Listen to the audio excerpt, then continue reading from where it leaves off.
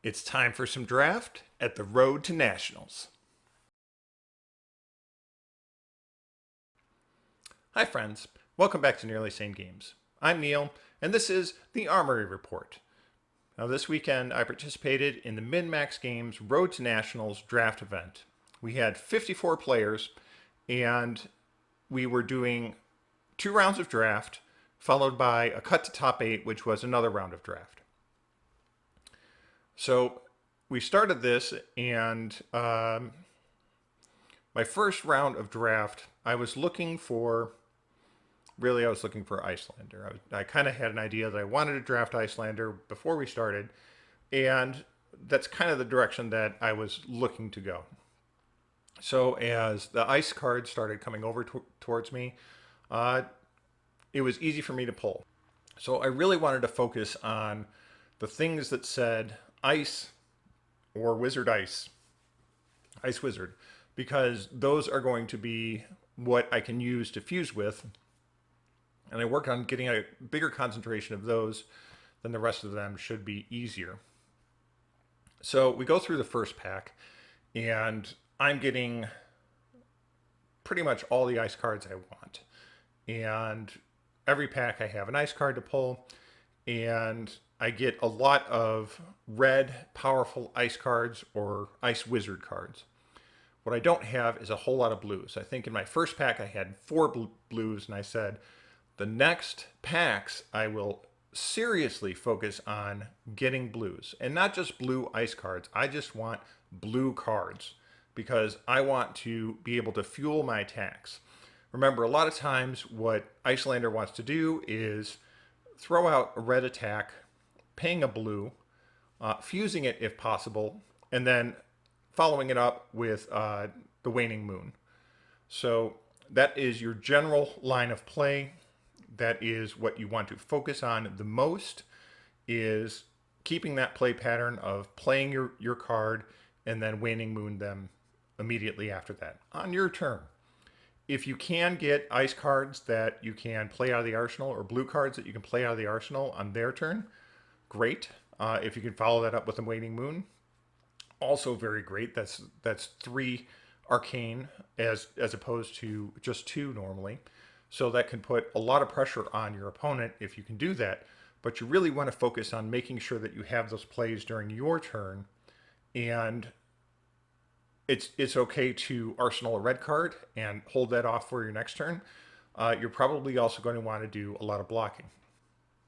Now, once I've decided that I'm going to go with Icelander, one of my top priorities is getting the Singe cards. Now, the Singe cards say that they'll do 1 point of arcane damage to your opponent, and the red one will do up to 1 point of damage to up to 3 allies they control.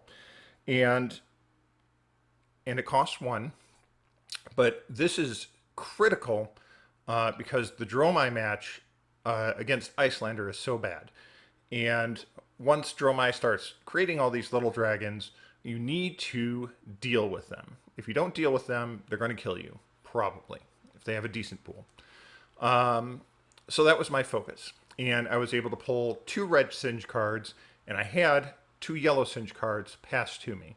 So at the end. So I was happy to have those. And the other thing I'm looking for is just an absurd amount of blues. I want blues on blues on blues. Blues that block 3 are excellent.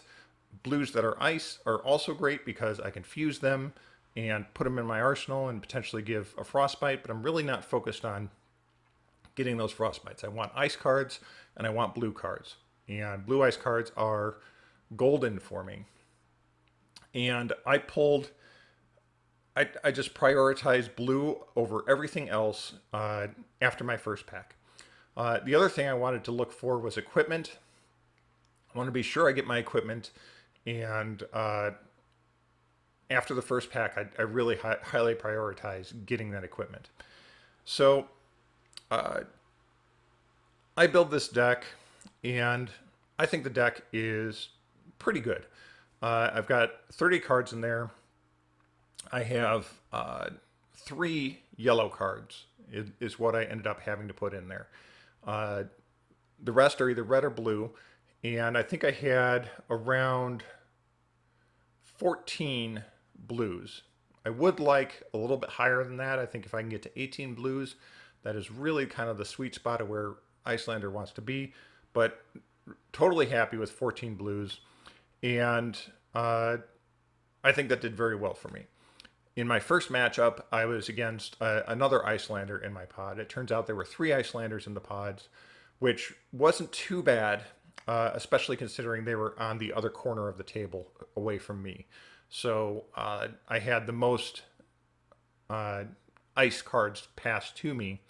I, in fact, had 3 Majestics passed to me, uh, all of which I took. So that was great. So my first matchup was against another Icelander, and this Icelander did not get all the blues that they needed, and you could tell. Like this was a very um, it it was a pretty one-sided match. I was able to block a lot because I had a lot of blue available to me, so I could pitch and really get efficient use out of my Quell or out of my Helios Miter. Again, I used Helios Miter in that. I also had the horns available to me, but in the Icelander match, I think the Helios Miter is of more benefit to you than potentially just freezing a card in their arsenal. It's especially bad with Icelander because if you attempt to freeze the card in their arsenal, they can, if it's a blue, they can play it at instant speed in response to that. So that doesn't really do you any good. Really want to use those Helios Miter in that matchup because there's a chance you can pitch to it. Uh, in the end, I had very consistent attacks. I was able to push my red arcane damage and a waning moon on my turn, just like I wanted to. Have the pitch available to block if I needed to, but a lot of blues going in the arsenal and a lot of waning moons on their turn as well. That doubles up on my damage and does a lot of good for that. So I won that match. Uh, at the end of that match, I was still at 8 life. They got down to 1, and I was easily able to finish them off. Uh, the second round was against a Dromai, and immediately I pull in the 4 Singes that I drafted, and I took out 2 of those Singes were yellows, so I took out 2 of the yellows, and I found 2 of the reds that probably weren't going to do as much for that. So stuck with the plan there. This was difficult. They got out a Necria on me, and I ended up taking a lot of punches off of that. Necria is the dragon that when it hits or gets hit, you put a -1 life counter on them, and then Necria is slowly dying as you go along. So I was looking to make sure that and he attacks for 4, starts out with 7 life. They also get an Ash whenever they put a counter on him. It does really great things for everything that Dromai wants it to do. So I always wanted Necria to hit so I could get those damage points on it. And I think I did throw 1 red Singe at them that killed 2 Ashwings and put a counter on Necria, so that worked out well. But the Ashwings kept coming back. This was a decent deck. They obviously won their first round, so a lot of Ashwings coming in. And those Singes did a ton of work. I think I ended up firing off 2 of those, and each time I had maximum benefit off of them. So, and then another time I had the blue ice card that does 2 damage, or does 3 damage, and costs 2. Ice Bolt maybe. And I was holding that for the Necria, which had 4 counters on it already, so it only had 3 health left. So when they attacked with Necria, I was able to blow it up. Now, when you kill the dragon, that kills their go again. It's similar to Phantasm popping, but it doesn't count the same. So the attack is destroyed and go again is lost. So that was really a critical point in that match that I was able to do that. I took some hits. I was waiting for that to happen, and I was very careful. I had the ice bolt in my arsenal the round before, but I think they just attacked with a big attack and didn't have the red attack to give everything go again. Uh, so I was able to close out that game. Now my final game was against Defy. I got to play against all the heroes in this draft, and uh, Fi puts on a lot of pressure. And I went first, and I think I threw 7 damage at him, and he blocked completely. He ended up having 4 blues in hand and was able to block 2 with the Arcane Barrier and block the rest with Helios Miter. So my first attack was kind of garbage. Uh, and that also means he's running a lot of blues in his deck. So my ideal would be to find an off turn for him and be able to really smash his face with all this arcane damage. I didn't really get that though. He had a lot of 4 power go agains. I was able to get a frostbite in here or there, and I probably should have prioritized giving the frostbites more than attacking on my turn. And Fi puts out a lot of damage, and you really need to think about when things are happening, how you can disrupt him. And if you have all of the frostbites, then maybe you can get that, or maybe he has a blue in his hand, which he had a lot of blues in his hand. But this matchup was very one-sided. He was very punishing. He always had a really great hand. I think he missed a few Phoenix triggers that he could have brought the Phoenix back and gotten some extra damage in there. But he beat me pretty well. I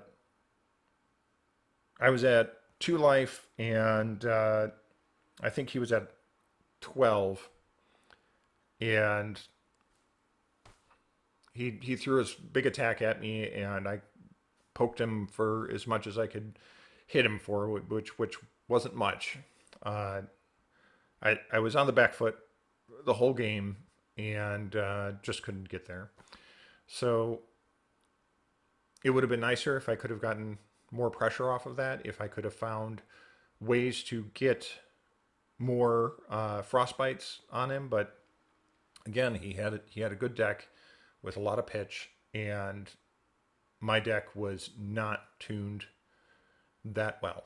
And I think that's kind of the problem with going with Icelander in a draft format. It's going to be, you're not going to get a very tuned deck. You're not going to make sure that you have all of the ice cards that you need to all of the blue ice cards. You'll likely be fighting somebody in your pod for those, and you're just not going to get everything that you need.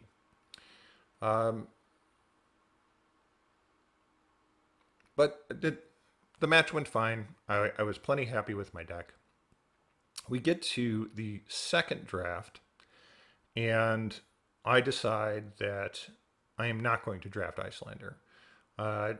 We were talking a little bit before the draft, and 3 other people around me said that they all drafted Icelander last game. So I would expect maybe a couple of those that would be comfortable with Icelander decide to try it again. So this time, my first pick one was a Draconic attack. I figure I'm going to look at Draconic Ninja, I'm going to look at Draconic Illusionist, and kind of decide which one I was going to take. And there's a bit of a problem with Uprising Draft. And the problem is that there are 2 token cards in Uprising Draft instead of just 1.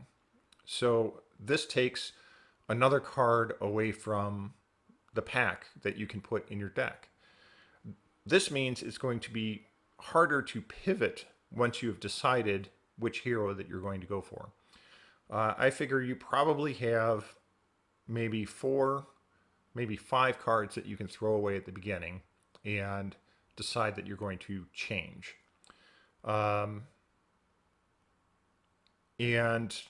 I drafted a couple ninja cards, I drafted a couple illusionist cards, and I decided that ninja wasn't available. I'm going to go with Dromai. And I'm looking for the Ember Moss Centipede cards. I'm looking for Sand Cover, Skittering Sands, and Dunebreaker Centipede. These cards to start off my attack and potentially get extra Ash or Ashwing value off of that. But I wasn't getting the red cards I needed. You really need to have a good stack of those to be red. I was able to pull a couple of red Scar for Scars. And seeing a ton of Icelander cards. Just a gross number of Icelander cards. Should I have moved into Icelander? Yes, I should have. But again, I need to make that change within the first 5 cards, I think, because when you get to the end of the packs, having the last 3 cards that are passed to you have something that you could play gets more and more scarce. So there's a good potential that you're going to have 9 cards that you're not going to be able to play. And you're also looking to draft equipment off of this. It's nice that the Helios Miter is given to you, so you don't have to draft that. But the other 3 pieces, it would be good to draft. And you have, I believe it's 42 cards total to build your 30-card deck out of. So if we discount the last 3 cards of each pack, that's 9 cards. And then you've got 3 other cards that you can say, I don't need these cards. Now, it's not always technically correct. You can potentially get some value out of the last 3 cards of the pack, but there is a pretty good chance that it's diminishing depending on how many players that you have in your pod. So I figured that I was going to go with Dromai, and I was stuck with Dromai. And in the end, I don't think I had a very good Dromai deck. I think I had one of the big dragons, one of the 1/6 dragon that converts an Ash to an Ashwing every turn. But I didn't have a really good quantity of red cards for pitch or 1-cost cards to play for pitch. A lot of my cards cost 0, and you lose a bit of the synergies with that. And I was looking at some blue cards to pitch, and I got those, but I really needed the red cards to pitch. I did have a few of sand cover cards, which give me ward on my ash tokens, which is really great against Icelander, but you have to be constantly generating that ash, and I didn't get enough of what I needed to generate ash consistently. And when we got done, I found out that there was 1 Icelander in the pod, and that's why so many ice cards and wizard cards were floating around. And we had 3 other Dromais in the pod and 3 Phais. So really pretty brutal, really taking a lot of cards out of the pool. Again, I should have switched, but if you're going to switch, you need to recognize the signs pretty early on, and you need to make that switch as fast as you can. Because otherwise,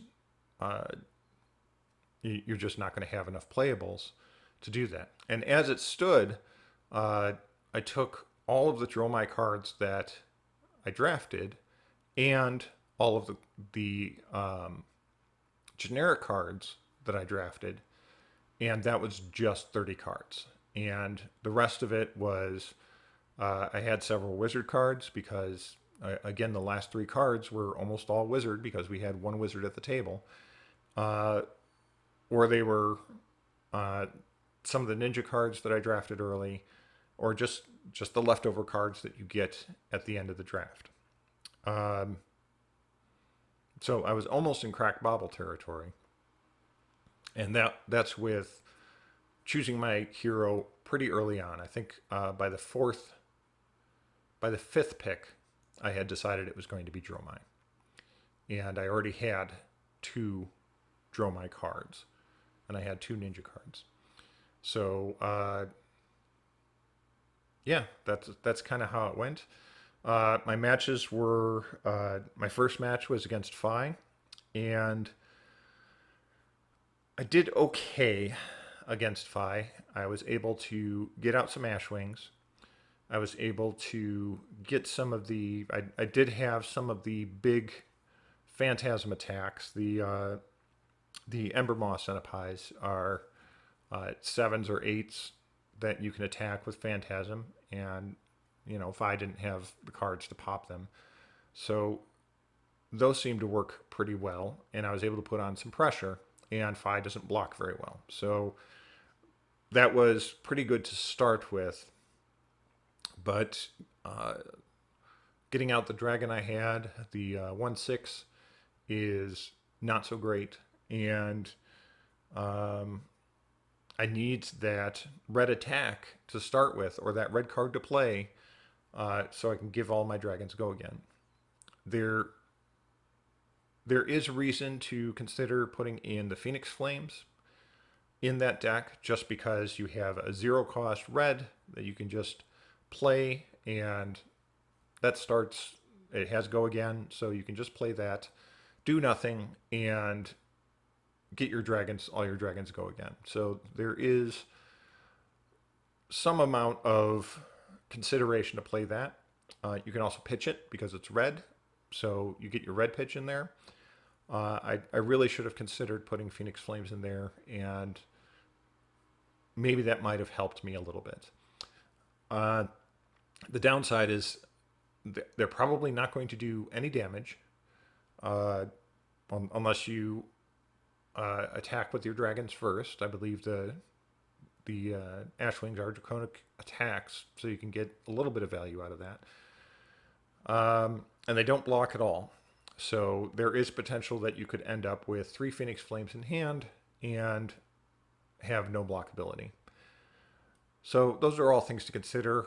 I think at most in Dromai you would consider putting 2 Phoenix Flames in your deck, but a consideration that you should probably make. So my first matchup, I managed to whittle Fi down to 3. He was not going after my dragons, so that was helpful, but I only had 2 dragons maybe out there at a time that I was attacking with. So I wasn't getting a whole lot of pressure, and I wasn't generating a whole lot of ash either. So things weren't going especially great for me with that. I did have a couple of turns where I had both the ward cards in my hand, or I had one in arsenal and one in hand, and figuring out exactly how to play those. Again, my ash generation was poor, so do I spend this and lose the ash that I had when I might be able to change that into an ashwing? But 4 block is a lot of block. So that's kind of where I stood with that. In the end, I got him down to 3 before he killed me. My second match was against another Dromai, and I believe this Dromai had a better selection than I did. A few of the big dragon attacks, but mostly this was about generating ash and changing those ash into ash wings. And when this person came over to attack me, they would highly prioritize killing my Ashwings. And there's not much I can do about that. If you get out Ashwings first, I have 4 Ashwings on the board. Ping, ping, ping, ping, ping. All your Ashwings are dead, and I've got a million Kadachis for you for next turn. Very important to prioritize the Ash Wings, and that person had my deck under control pretty much the whole game. And I think I only got them down to 11 before they finished me off. So my third round was a bye, and so I was pretty much done. That was the end of my road to nationals.